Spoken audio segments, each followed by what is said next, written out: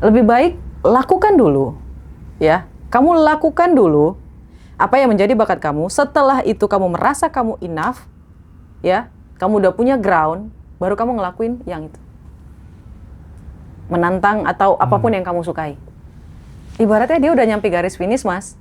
Baru dia mikir lagi, wah, garis finishnya mana lagi nih yang mau saya ambil. Kayak gitu loh, Mas. Jadi nggak belenger ke sana kemari gitu loh, Mas. Kayak buang-buang waktu, kayak gitu loh, Mas. Itulah kenapa orang luar negeri mereka jauh lebih sukses cepat daripada kebanyakan kita. Kenapa? Karena mereka itu terfokusnya cepat, kayak gitu loh, Mas. Kayak orang Korea, orang Cina, mereka itu sudah terarah semua. Kamu harus ngapain, kamu mau ngambil apa, kamu mau apa, titiknya udah pas. Nah, setelah mereka selesai, berhasil, udah dapat kerjaan, udah dapat ini, mereka mengganti profesi mereka. Di masa depan akan ada hal yang lebih luar biasa dari semua kehilangan yang sudah pernah terjadi di dalam hidup kita. Itu ada 3 opsi, Mas. Mau pilih yang mana? Iya. Ini jawabannya perfect banget. Alhamdulillah itu mana yang nyamannya gitu loh, Mas. Iya. Kalau saya lebih pilih nomor 2. Saya nggak mau buang-buang waktu soalnya, Mas. Karena yang pertama itu kan kayak trial and error lagi. Berarti gitu. ST-nya dititipin ke Tuhan dulu ya? Iya, Kita kayak gitu. Ya. Karena Terobos. aku waktu kemudian membuka human design, terus kemudian peta energi, terus kemudian bercat tuh sampai terpana gitu ya. Oh, pantes ya. Aku aktivitasnya seperti ini gitu. Ternyata memang sesuai tanggal lahir dan lain sebagainya. Ya jalannya kayak gini gitu. Seperti Kak Roma yang soal telapak tangan dan lain sebagainya tadi gitu. Dan teman-teman kalau misalnya bingung gitu ya, aku talentnya di mana, anak-anakku bakatnya di mana gitu. Di Ganji Rasa itu udah lengkap semuanya. Iya, betul. Mau Mas. teman-teman yang mau mahal dan sangat lengkap tuh ada bercat namanya sama Mbak Mona. Kalau mau yang murah yang 200.000 sama Ci Ien, peta energi yang telapak tangan tadi. Jadi itu harus ada nama, tanggal lahir, jam lahir, sama foto kedua telapak tangan kita. Itu nanti Ci Ien. Kak Roma juga pernah kayak gitu. Dan akhirnya relate kan dengan, Relate, ya Mas. bener juga ya Bener, gitu. Mas. Saya naik banget ketika saya berkecimpung di dunia sosial. Ternyata selama ini bisnis saya itu salahnya tidak berkecimpung di dunia sosial. Kalau saya berbisnis di kemudian hari, ya harus di dunia sosial. Kalau mau... Makanya kadang, oh ternyata pada saat kita lahir, itu semesta tuh sudah membukakan, oh ini jalan hidupmu tuh seperti dari kelahiran itu. Iya, gitu betul, Mas. Makanya saya tidak percaya lakukan apa yang kamu sukai di dalam hidup agar kamu tidak bosan. Bullshit. Saya nggak percaya, Mas. Saya nggak percaya itu. Lakukan passionmu supaya kamu bisa enggak, saya nggak percaya. Iya. Lakukan apa yang sudah menjadi bakatmu, kemampuanmu, agar kamu bisa melakukan apa yang kamu sukai tanpa halangan apapun. Saya percaya yang itu, Mas. Karena yang Timothy juga kan bilang kayak gitu. Saya nggak suka trading, saya nggak suka ini, tapi saya suka uang. Saya ngelakuin apapun agar bisa saya berkecimpung dalam uang, kayak gitu, Mas. Banyak. Robert T. Kiyosaki juga kayak gitu. Jim Rohn juga kayak gitu. Semua orang yang kita lihat berhasil di zaman ini, di zaman yang lalu-lalu itu, mereka melakukan apa yang sudah menjadi bakat mereka. Agar mereka bisa melakukan apa yang mereka suka. Tapi sehebat apapun bakatmu, kalau kemudian nggak diasah, dia akan kalah dengan kebiasaan yang diulang terus-menerus. Nah, itu betul sih, Mas. Tapi kalau misalnya, itu kan banyak opsi ya, Mas ya. Iya, Pilih iya. yang mana? Nah, benar. Kalau mau cepat, ya ada printnya. Iya, betul. Kalau mau cepat, ada denahnya. Kalau mau nggak cepat, ya telusuri aja dulu. Oke. Ji, yang selanjutnya, yang based on kasus, Ji, biar ini jadi pelajaran buat teman-teman semuanya yang punya masalah-masalah serius dalam hidup. Kak Roma, Iya. bagaimana cara kita membedakan antara rasa lemah yang wajar dan bentuk penyerahan diri yang justru membuka jalan untuk pertumbuhan? Rasa lemah yang wajar ya, Mas ya. Manusia itu terlahir itu beda-beda takaran emosionalnya, Mas. Oke. Kecerdasan itu pun ada 3, bukan? Yang pertama adalah IQ, EQ, dan ESQ. Iya. Ada orang yang memang terlahir dengan kecerdasan spiritual. Ada orang yang terlahir dengan kekuatan emosional luar biasa. Dia pintar bersosialisasi. Kayak gitu. Dan ketika kita memang tidak diciptakan dengan hanya dengan kepintaran, tapi tidak dengan kemampuan sosialisasi, ya tidak masalah kalau kita mengakui dulu. Tidak masalah. Ya, aku introvert. Tapi aku akan belajar bagaimana caranya agar aku bisa bersosialisasi. Tapi masalahnya kebanyakan orang, aku introvert, jadi aku nggak bisa deh ngikut-ngikut seminar kayak gitu. Itu nggak bisa tuh mas. Itu membatasi diri malah. Itu ya? membatasi diri. Ibaratnya kayak dia melogoin sesuatu agar dia tidak melakukan hal yang dia tidak mampu. Ibaratnya dia menyerah duluan daripada dia berjuang. Pemalas sih kalau menurut saya mas, orang-orang yang sudah mengkasih label dirinya kayak gitu. Nah kalau misalnya nih, kan di Ngaji Roso kan banyak kelas, Iya. termasuk kelasnya Kak Roma yang level up tanggal 6 Maret. 6 Maret. Gimana kalau misalnya usia ibu itu, usia bapak itu, usia om itu, dia udah 55 tahun, dia Tidak udah masalah. 58 tahun, muncul kan benak dalam pikiran, mana mungkin, itu kan cocok buat yang muda-muda, aku sudah 55 tahun kayak gini gitu, dan ada nggak sih cerita-cerita sukses yang dimulai dari atas umur 50 tahun kayak Ada, gitu, Mas. misalnya kayak siapa tuh namanya pendiri KFC itu? Iya. Iya, dan lain sebagainya. John Sanders. Iya, Kolonel Alex. Kolonel tuh, iya, Alex Sanders. Sanders, iya. Itu dia salah satunya. Terakhir saya baca biografinya tuh mas ya, dia mau bunuh diri tuh. Nah ketika dia mau bunuh diri, dia ngerasa kayak tiba-tiba ada ide gitu loh mas. Enak kali ya kalau ayam dikasih ke tepung atau gimana. Serius mas, dia udah mau bunuh diri, terus tiba-tiba kepikiran ide ini, terus dia catat, dia uji coba mas. Iya. Alih-alih dia mau bunuh diri, karena saking penasarannya sama Ayam dan tepung. Iya, pikirannya ini gitu loh mas, dia coba, dia tawarin ke 1000 restoran. Akhirnya diterima di restoran yang ke 1001. Iya. Jadi kalau misalnya bapak-bapak atau ibu-ibu sudah berumur, terus berpikir, aku kan sudah uzur ya, ngapain lagi mikirin dunia. Kita kan nggak cuma mikirin dunia ya. Kan kelas ini kan tujuannya untuk bikin kita bahagia, Iya. punya teman, punya pemikiran yang lebih baik. Kita udah nggak fokus. Kalau misalnya bapak ibu tidak fokus kepada harta benda apa segala macam, ya tidak masalah. Kita fokus untuk berteman, bersosialisasi, membagi ilmu, kayak gitu loh Mas Hendra. Iya. Lebih kepada rasa nyaman nggak sih Iya. Mas? Tapi kita juga sering kan diberi dogma Mas Hendra, apalagi masyarakat Jawa ya. Kita selalu dijejali gini, ketika umurmu sudah 35 ke atas dan Ya. kamu belum bisa mendapatkan apa yang kamu inginkan alias kaya, ya wes takaranmu segitu. Nah akhirnya kan kita sudah, kalau yang sudah menerima doktrin itu ya wes, aku ya wes segini tok, nggak bisa grow up lagi gitu. Itu perkataan siapa ya? Ada di Jawa, bahkan guru ngajiku sempat bilang kayak gitu loh Mas. Itu kayaknya cerminan dari dirinya sendiri nggak sih Mas? Jadi menurutku mending gitu deh, seperti yang disampaikan Kak Roma. Jadi pada saat ada orang ngomong kayak gitu, ya kita terinspirasi dari ini aja lah. Komputer tercanggih pun, handphone tercanggih pun, itu kayaknya dibikin cara kerjanya seperti cara kerja pikiran manusia gitu. Aku yakin itu. Karena itu menurutku logika yang paling masuk akal. Gitu. Iya.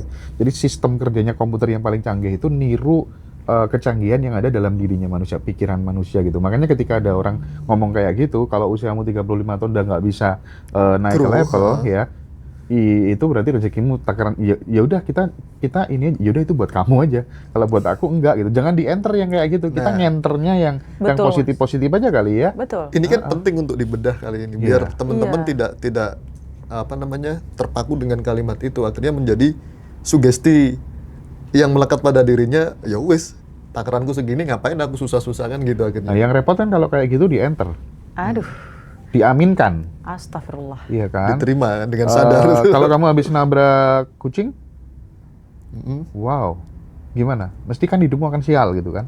Habis Iya, ini kan iya. sial gitu. Nah kalau itu di enter, ya jadi Sial. beneran Bahaya, sial kan? beneran gitu. Sementara di tradisi lain mau dapat rezeki, kan mending kita pakai yang begitu-begitu aja gitu. Kalau aku nabrak kucing, daripada aku yang jatuh tak tabrak kucingnya, ngapain? Logikanya kan gitu. Iya, Akhirnya iya, kan aku iya. yang selamat, kucingnya yang sial kan gitu. Aku sekarang pengen masuk ke ini deh. Misalnya ada seorang ibu, karena tadi sempat dibahas sama Kak Roma. Jadi aku coba pengen menghadirkan kasus yang real aja gitu.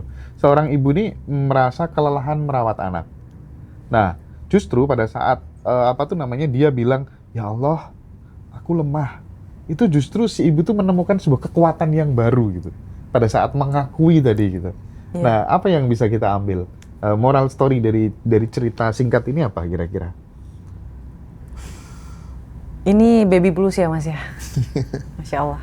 Aku karena belum melahirkan ya Mas ya, aku nggak akan menjadi orang yang menggurui ya Mas ya. Iya, iya. Karena aku tidak merasakan apa yang ibu itu rasakan. Tapi ketika dia mengakui, di situ dia mendapatkan kekuatan Mas. Jadi Allah itu bakalan memberikan jalan keluar bagi siapapun yang mengakui atau meminta jalan keluar mengakui kelemahannya, dikasih jalan keluar, dikasih kekuatan, dikasih kesabaran. Jadi ibaratnya kayak dia ngeluarin energi negatifnya, diisi dengan energi positif.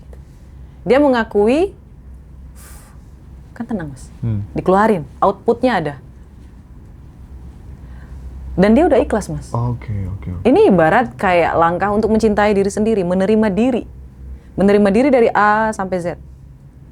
Kemarin saya menerima, ya udah saya menerima bahwa di dalam takdir saya itu ada yang menjadi ojol. Aku nikmati dulu jadi ojol ini, sampai di mana Allah bilang, aku selesai di ojol dan aku langsung pergi kemana. Gitu ya. Iya mas. Dan ibu itu, dia ngerasa dia mengakui kelemahannya, agar dia bisa menemukan jalan gimana caranya untuk menyelesaikan puzzle kelemahannya itu loh mas. Diakui dulu. Kalau diakui berarti dia tahu dia punya kelemahan itu mas. Ibarat kalau kita sakit, kita tahu sakit apa, kita tahu mau minum apa. Iya. Kita tahu obatnya apa. Ada orang yang tidak mau mengakui dan dia nggak tahu deh mau ngapain. Oke. Nah, tadi sempat juga dibahas soal identifikasi kelompok yang tanyakan oleh Mas Rozi ya. Bahwa ternyata circle kita itu sangat berpengaruh terhadap jalan hidup kita gitu. Nah, bagaimana kalau kemudian ini ditarik ke misalnya ke adik-adik yang masih mahasiswa gitu. Otomatis anak seusia itu kadang masih dia harus mencoba banyak hal untuk kemudian mengetahui mana sih bakat dan talentaku tuh di mana. Dia harus menemukan sesuatu yang easy, yang enjoy, yang excellent, yang earning gitu kan. Nah, itu tuh sarannya Kak Roma gimana untuk memanfaatkan kelompok-kelompok yang bisa membangun jalan hidupnya yang lebih baik itu apa gitu? Mungkin saran saya agak sedikit ekstrim ya mas. Apa tuh? Saya nggak mau buang waktu. Kalau misalnya saya disuruh kembali untuk menjalani masa jadi mahasiswa, saya tidak akan membuang-buang waktu untuk mencari apa yang saya sukai. Oke. Tapi mencari apa yang membuat saya menjadi lebih baik kemudian. Jadi kayak bertumbuh kayak gitu loh mas. Bukan mencari apa yang kamu sukai, tapi mencari apa yang membuat kamu bertumbuh. Kalau apa yang kamu sukai, itu kamu benar-benar buang-buang waktu. Karena belum tentu apa yang kamu sukai baik bagimu, dan apa yang tidak kamu sukai tidak baik bagimu. Andai buku yang saya temukan mas, yang e-book peta pikiran, kamu bisa lihat link di bio aku, di situ ada. Untuk mahasiswa apalagi itu bagus banget, kamu nggak buang-buang waktu 10 tahun, 15 tahun, 5 tahun, hanya untuk mencari tahu apa sih kejeniusan kamu tuh. Ada rumusnya mas. Oke. 2TS dikali 2S. Ada itu rumusnya, menjadi pemenang MP, kayak gitu. Lebih baik lakukan dulu, ya. Kamu lakukan dulu apa yang menjadi bakat kamu. Setelah itu kamu merasa kamu enough, ya, kamu udah punya ground, baru kamu ngelakuin yang itu. Menantang atau apapun yang kamu sukai. Ibaratnya dia udah nyampe garis finish mas, baru dia mikir lagi, wah garis finishnya mana lagi nih yang mau saya ambil. Kayak gitu loh mas. Jadi nggak belenger kesana kemari gitu loh mas, kayak buang-buang waktu kayak gitu loh mas. Itulah kenapa orang luar negeri mereka jauh lebih sukses cepat daripada kebanyakan kita. Kenapa? Karena mereka itu terfokusnya cepat kayak gitu loh mas. Kayak orang Korea, orang Cina, mereka itu sudah terarah semua. Kamu harus ngapain, kamu mau ngambil apa, kamu mau apa, titiknya udah pas. Nah setelah mereka selesai, berhasil, udah dapat kerjaan, udah dapat ini, mereka mengganti profesi mereka. Ibaratnya udah secure dulu. Tapi masalahnya kebanyakan masyarakat Indonesia tuh enggak mas, dan termasuk saya. Akhirnya apa? Terbuang. Sia-sia nggak Kak Roma? Enggak, kan ada untung dan untung banget. Iya, untung dan untung banget. Iya. Cuman kerugiannya apa? Di masalah waktu. Waktu udah nggak bisa dibeli. Mau sekaya apapun manusia nggak bisa beli waktu. Itu sih pendapat saya ya mas. Iya. Bukan katanya Koendro, ya kan? Andai kata kemudian dia bisa balik lagi ke usia 20 tahun itu, berapapun hartaku akan kukasihkan ke kamu gitu. Nggak tahu beneran apa enggak, tapi paling enggak kan, oh sebegitunya ya orang tuh, waktu itu sangat mahal banget gitu ya. Banget mas. Nah, soal manifesting, bagaimana menerapkan manifestasi, apapun itu yang pernah dipelajari sama Kak Roma, yang itu bisa membantu atlet-atlet Indonesia, sebut aja misalnya badminton. Kadang ya, ketika kita ngomong soal teknik, soal skill, soal fisik, itu tuh nggak jauh beda kok mereka dengan Cina dan lain sebagainya gitu. Tapi terkadang pada saat kemudian ketemu sama pemain-pemain yang juara dunia misalnya, yang Korea gitu, sekarang kalau ganda putra Korea gitu, ini kadang belum udah kalah mental dan lain sebagainya gitu. Nah, apakah kemudian membuat panggung imajinasi, membuat afirmasi itu tuh bisa sangat berkontribusi dalam konteks atlet tadi gitu. Kok kalah terus ya, nggak pernah naik podium ya, itu tuh gimana Kak Roma? Gimana tuh kalau misalnya dirimu punya adik atau apa yang dia sebagai atlet gitu? Ya kalau misalnya Mas, saya punya adik yang atlet kayak gitu ya Mas ya. Kalau misalnya dia gagal, saya akan bertanya, kamu tuh melihat siapa sebagai guru? Oke, oh. Oke. Kalau misalnya kamu fokus untuk menang, maka kamu juga tidak boleh melewatkan opsi untuk kalah. Kita juga harus belajar dari orang yang gagal, Mas. Karena orang yang gagal ini akan memberitahu di mana dia gagal. Dan orang-orang yang gagal ini memang ditakdirkan untuk menjadi seorang pelatih. Dan ada itu Mas, ceritanya tuh bukunya tuh, di mana pelatih yang gagal ini mencetuskan sampai 100 pemenang atlet. Sedangkan orang yang menang Olimpiade ini hanya bisa mencetuskan 30 orang pemenang dalam Olimpiade. Berarti kegagalan itu nggak selalu menjadi guru yang buruk. Itu untuk fisik ya Mas ya. Kita kan memang melakukan LOE, tapi kita juga butuh yang namanya strategi. Nah, Kita butuh yang namanya strategi. karena teman-teman. hasil itu kan teknis plus non teknis gitu. Betul, kan Nah. pikiran, perasaan, dan tindakan. Tindakan.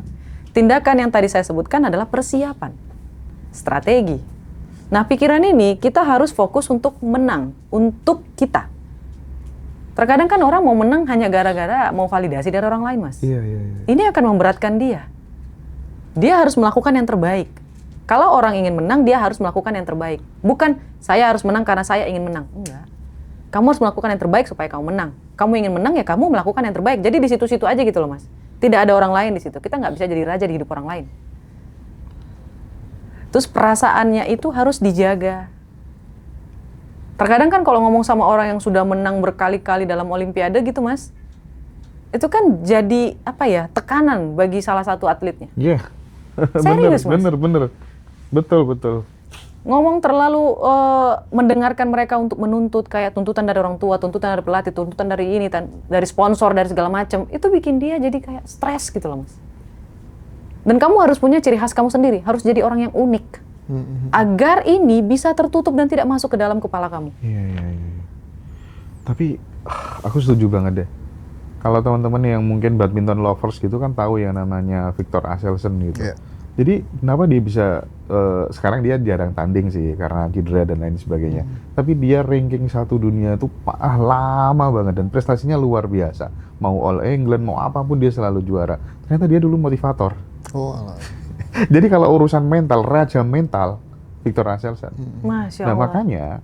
makanya kalau misalnya contoh misalnya, kan tadi kita sempat bilang ya bahwa kemudian hasil itu teknis plus non teknis gitu kan. Iya. Betul. Nah, meskipun misalnya kalau di tunggal putri itu ada Grego Mariska Tunjung, ada Putri Kusuma Wardani dan lain-lain, dia melakukan manifestasi, dia melakukan afirmasi gitu. Tapi pada saat kemudian dia mengasah skillnya, dia hanya latihan misalnya ya lawan 1 orang gitu. Sementara An Se-young lawannya itu 3 cowok pada saat latihan. Oke. Ya kan? 3 lawan 1. Wajar dong An Se-young jadi juara dunia gitu. Iya. Meskipun kamu manifestasi mau afirmasi kayak apapun juga, iya tetap kalah orang skillnya tindakannya berbeda Beda. kok. Ya nggak Kak Roma? Ini kan orang harus Iya. aware gitu loh. Kita tuh juga harus belajar, Mas. Kan masih ada yang namanya usaha intuisi itu, artinya kita mempersiapkan. Kalau misalnya kita mau jadi juara, ya kita harus lebih hebat daripada kita yang kemarin. Misalnya nih Mas, saya udah mulai buka kelas kayak gitu. Jadi topik ini harus saya upgrade terus-menerus. Nah, Iya. aku tadi bilang, mudah-mudahan Kak Roma nanti mau upgrade materi terus gitu. Iya, gitu loh Mas. Serius aku batin gitu tadi. Iya Mas, itu telepati ya Mas ya. Iya, aku batin gitu loh tadi loh. Karena Itu aku betul, melihat Mas. responnya teman-teman luar biasa. Bagus banget. Amin, Allahumma amin. Saya jadi teringat Mas, kayaknya saya butuh liburan deh. Iya deh, harus dong. Perlu Penting ini. jeda. Iya, waktu jeda kayak gitu. Mungkin nanti di bulan Mei kayaknya Iya. istirahat iya. sebentar. Heeh. Untuk bisa bawain topik baru gitu ya Mas Oh, ya. harus Masya Allah. dong. Itu Mas pengen. Rozi. Iya Kak Roma, Iya. seberapa besar peran keyakinan kita dalam diving semesta Aduh, untuk membuka Rozi, potensi? jangan pertanyaan itu lagi. Coba deh aku aja kalau gitu. Aku pengen langsung yang based Mana on nih? kasus saja ya. Oke. Jadi misal ada seorang pebisnis, itu Ya. tiba-tiba dia jatuh bangkrut, Oh, I see. ya. Bagaimana dia itu bisa menggunakan rasa yang lemah tadi itu, Kak Roma, Atau solusinya bagaimana sih? Misalnya dia lagi bener-bener bangkrut, supaya ada titik balik untuk membangun bisnis baru yang berkelanjutan, tapi yang based on usaha intuisi aja dulu. Apa-apa gitu. Pertama kali apa yang harus dilakukan gitu? Yang pakai intuisi aja dulu. Misalnya dirimu nih, usaha lagi bener-bener bangkrut, dek ke bawah gitu. Pertama kali yang dilakukan tuh apa? Supaya nggak kehilangan harapan dan bunuh diri. Oh my God, ini pertanyaan dalam banget ya Mas ya. Ngeri. Let me think about it. Kalau saya lempar ke diri saya, segalanya, saya udah punya peta printnya Mas. Oke. Jadi kalau misalnya, gimana ya, saya orangnya optimis parah sih Mas. Jadi takutnya ketika saya menjawab dengan gaya saya. Nggak apa-apa dong. Oh jadi gini. Lebih nature kalau gaya Kak Roma. Iya betul. Nanti ini pertanyaan terakhir dari saya. Habis ini pertanyaan dari teman-teman ya. Silakan Iya. teman-teman yang mau konsultasi nanti aku kasih panggung, aku fasilitasi ya. Masya Silakan. Allah, tabarakallah. Sebentar ya Mas ya, ini Yuk. agak sedikit berat nih ditanya. Jadi mentor saya itu pernah mengalami hal yang sama yang Bapak yang tadi. Gagal, rugi sampai puluhan miliar. Terus yang beliau lakukan pertama kali adalah merenungi diri dulu. Menerima diri dulu. Menerima diri, mengakui kesalahan dulu. Benar-benar direnungkan, dituangkan rasa sedihnya. Biar nggak penuh sampai ke ujung kepala, ke ubun-ubun. Itu dituangkan benar-benar dalam waktu yang sunyi gitu loh Mas. Lalu setelahnya adalah pertanyaan, apakah aku selamanya ada di titik ini? Oh. Ini hanya fase. Ya, Kalau ya, aku ya, sampai kehilangan sampai puluhan miliar kayak gini, berarti Allah mau kasih aku ratusan bahkan sampai triliun. Itu harus diafirmasi terus Mas. Karena Allah itu sesuai dengan prasangka hambanya. Itu yang nomor 2. Yang pertama menerima, mengakui. Yang kedua adalah mulai melakukan pengisian ulang. Kan udah kosong nih Mas. Diisi ulang dengan pikiran itu. Ini pasti akan ada jalannya. Dan ketika kita yang nomor 3, melakukan usaha lagi. Kita ya go aja. Kalau ini gagal lagi ya coba lagi. Ini memang sangat-sangat generalisasi ya Mas ya. Karena dari si bosnya juga itu, mentor saya ini ketika dia mencoba melakukan sesuatu itu menghindari permasalahan yang udah pernah dia lakukan. Jadi kayak di rundown. Oh nomor 3 di rundown Mas. Kemarin itu kesalahannya bisa bangkrut itu karena apa? Pertama tadi menerima, kedua setelahnya itu diisi ulang kepalanya untuk diperbaiki mentalnya. Yang ketiga di rundown, dikoreksi. Kemarin itu kesalahannya kenapa? Agar tidak melakukan kesalahan yang sama. Kayak gitu Mas. Dan yang keempat, itu coba lagi. Memang gak gampang Mas. Iya, iya. Tapi masalahnya, orang-orang yang mengalami pilot kayak gini, memang sudah dijanjiin sama Allah yang jauh lebih luar biasa. Iya, iya. Rata-rata orang yang udah jatuh ke bawah, gak ada jalan, mau ke atas Mas, itu naiknya sampai astagfirullah. Nggak penting sih jatuhnya berapa kali, yang terpenting adalah mantulnya bisa lebih tinggi apa enggak. Biasanya ini kan kayaknya sudah sangat-sangat mampus gitu ke bawah, udah mentok gitu loh Mas. Jadi nggak ada pilihan lain sampai dia naik ke atas. Mantulnya itu. Kalau udah mentok, ada ciri-cirinya kok Mas. Kalau sampai udah benar-benar sampai rasa mau bunuh diri Mas, itu udah mentok itu udah. Ini dia mau mantul apa enggak? The power of mantul itu yang harus. Seperti yang terjadi di Singapura kan? Pada saat kemudian dulu Singapura belum seperti saat ini, banyak orang mati karena sakit ya, negara penuh sampah ya, rumah pada gitu orang banyak yang pengangguran gitu kan.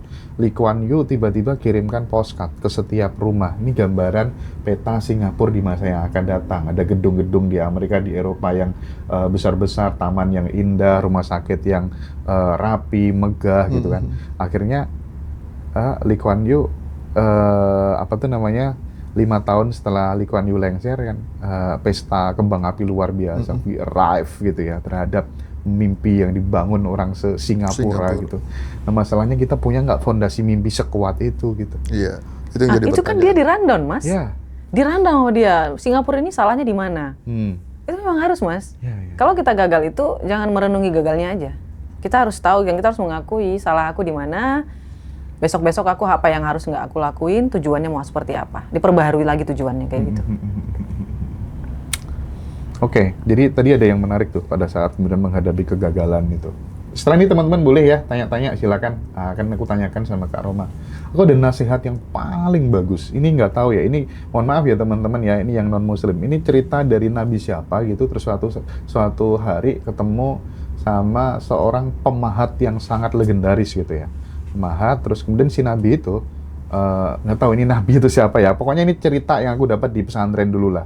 Kemudian dia minta tolong dong, dari pengalaman hidupmu di usia yang sekarang ini, yang sudah tidak muda ini, tolong kamu ringkas lewat beberapa kata aja, tulis di cincin itu, cincinnya mau aku pakai gitu. Ternyata ditulis dengan 3 kata, semua akan berlalu gitu. Masya Allah. Jadi mau sedih ya akan berlalu, Mau senang mau pun. bahagia juga akan berlalu gitu ya. Dan itu kan yang membuat kita ya udah biasa-biasa aja, nggak usah terlalu takut, nggak usah terlalu ini kan. Dan orang yang udah pilot itu Mas, jangan takut deh. Kita udah punya printnya. Kita udah punya itunya loh. Semoga Allah memudahkan. Ibaratnya kayak sudah pernah ngalamin dapat uang miliaran gitu loh Mas. Dia udah tahu caranya gitu loh Mas.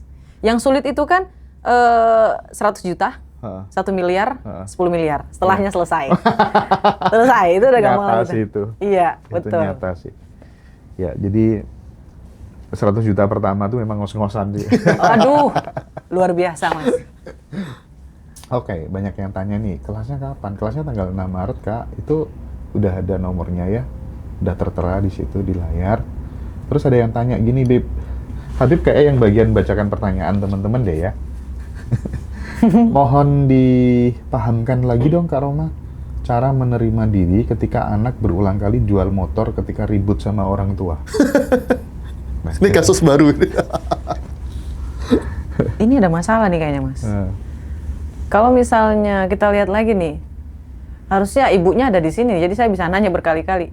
Karena kan kita harus lihat dalam 2 POV Mas. Iya, iya, Kita nggak bisa ngejudge Sepihak ya. anaknya kayak gitu. Harus berimbang ya. Ya, karena takutnya kita ngejudge anaknya buruk, ternyata di balik itu ada suatu tindakan yang membuat dia, memicu dia melakukan hal tersebut. benar. Dan ini berulang-ulang artinya memang ada suatu masalah di sini Mas. Pertama, apakah anaknya ini punya kecenderungan ke obat-obatan? Nah kan, dalam Mas. Iya. Apakah punya kecenderungan ke obat-obatan? Atau berteman dengan orang yang salah? Atau cenderung ke bermain judi? Dan kalau misalnya memang ada, kita sebagai orang tua ya harus tegas. Sesayang apapun kita sama anak kita harus memasukkan dia. Kalau misalnya dia cenderung ke obat-obatan, tolong masukkan dia ke barak. Bukan, maksudnya ke memang yang untuk rehabilitasi kayak gitu. Kalau dia cenderung ke slot juga masukin ke rehabilitasi. Itu yang namanya cinta sesungguhnya. Bukan malah didiamkan. Itu kan didiamin kayak gitu sampai berulang 2 kali, berarti gimana ya Mas ya? Iya. Oke. Itu ya Bu ya. Selanjutnya, Kak Roma kasih tips dong agar FB Pro followers bertambah banyak dan cepat agar mendapatkan dolar. Sebelum Kak Roma menjawab, aku kasih sedikit saran deh ya. Kalau misalnya teman-teman hanya FB Pro goyang-goyang, terus kemudian makan apa, ditaruh udah jangan terusin, udah percaya sama aku. Gitu. Aku juga ada FB Pro kayak gitu, dan hasilnya, aduh. Zong ya Pak ya, Mas ya? Nggak seberapa lah ya. Menurutku teman-teman kalau pengen dapat uang lewat konten kreator dan lain sebagainya, silakan chat aku. Nanti aku ajarin jadi clipper bagaimana, jadi clipper underbone-nya Ngaji Roso, jadi YouTuber. Kalau teman-teman udah punya konten yang monetis, silakan nanti bisa hubungi Mas Habib. Aku kasih nomornya Mas Habib, nanti diajarin gimana kita kerja sama gitu ya, sama Ngaji Roso. Nanti aku kasih konten-kontennya ini, naikkan ini gitu. Nanti aku ajarin. Daripada FB Pro kamu 10 tahun nggak bakal dapat apa-apa kalau kontennya hanya goyang-goyang ya, terus kemudian bikin quote gitu ya, dan lain sebagainya gitu. Udah habis-habisin waktu teman-teman. Percaya sama aku ya. Jadi tak kasih yang lebih masuk akal, lebih realistis nanti ya. Itu. Tapi Karma bisa jawab dulu deh kali. Kalau misalnya kamu ngotot dan tidak mau melakukan pendapat dari Mas Hendra yang sangat realistis dan cepat gitu ya Mas ya, kamu pilih niche yang sanggup kamu lakukan untuk dalam jangka waktu yang lama. Setuju. Karena ketika kita masuk ke dalam dunia konten, kamu harus sudah merelakan yang namanya waktu. Merelakan waktu ini artinya dalam setiap hari kamu sudah ngupload video. Kita sudah harus memikir jangka waktu setahun ke depan atau 3 bulan ke depan, apakah kita sanggup menghasilkan video ini setiap hari. Niche-nya harus di situ. Kalau misalnya kamu termasuk tipikal orang yang pemalas, gunakan AI. Ya, gunakan AI dan keluarin dana lebih banyak. Dan kalau mau lebih singkat, ya ikutin cara Mas Hendra tadi. Belajar dulu. Dua-duanya. Tapi yang penting aku bilang ya MV Pro oke, ketika kemudian itu kamu mudah mengerjakannya dan itu menjadi basic need-nya banyak orang. Betul. Jadi kebutuhannya banyak orang gitu. Jangan yang sekedar ya kamu goyang-goyang kayak gitu tuh aduh. Yang kayak bunda-bunda nggak sih, Mas? Ya risih banget gitu lihat ya. Salam apa sih ini MV Pro tuh? Salam apa namanya? Nggak tahu, aku males nonton aku kadang.